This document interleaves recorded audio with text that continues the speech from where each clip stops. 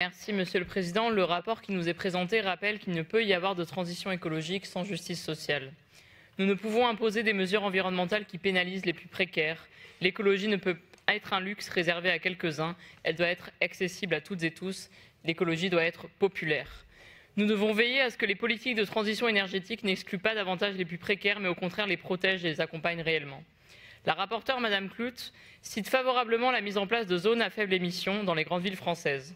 Je tiens à exprimer ici une divergence, car ce qui est dénoncé à juste titre dans ce même rapport, à savoir le risque de mesures écologistes socialement injustes, est précisément ce que nous observons avec la mise en place des ZFE, qui culpabilisent les propriétaires des véhicules les plus anciens et donc les plus polluants, qui sont bien souvent les populations les plus précaires, pendant que les plus fortunés peuvent continuer à utiliser des SUV.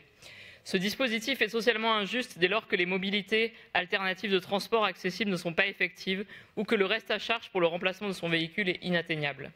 La transition écologique doit viser l'essentiel, sortir des énergies fossiles, garantir une énergie propre, stable et accessible, condition indispensable à la préservation des droits sociaux fondamentaux.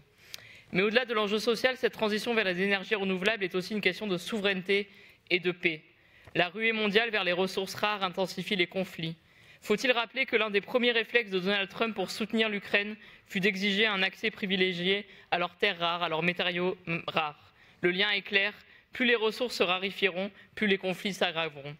J'alerte aussi sur une menace croissante sur l'écologie, la montée des extrêmes droites partout en Europe. En France, l'extrême droite s'est alliée à la droite conservatrice permettant de voter un moratoire sur les énergies renouvelables et pour réouvrir la centrale nucléaire Fessenheim près de la frontière allemande.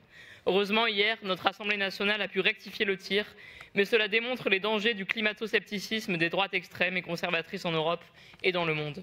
Nous devons faire mieux, nous devons porter une bifurcation énergétique et écologique ancrée dans la justice sociale, fondée sur la solidarité et à la hauteur de l'urgence écologique. Merci.